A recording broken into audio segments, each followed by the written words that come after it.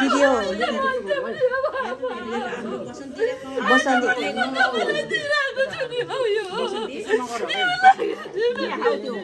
माथि राखिदिनु माथि सुर्ती हो अरे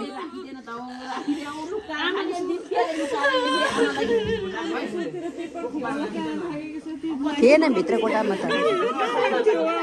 सबै फालिसकेको नि त खाँदैन भनेर छोडेको भनेर कहाँ लुकाएर राख्नु भएको थियो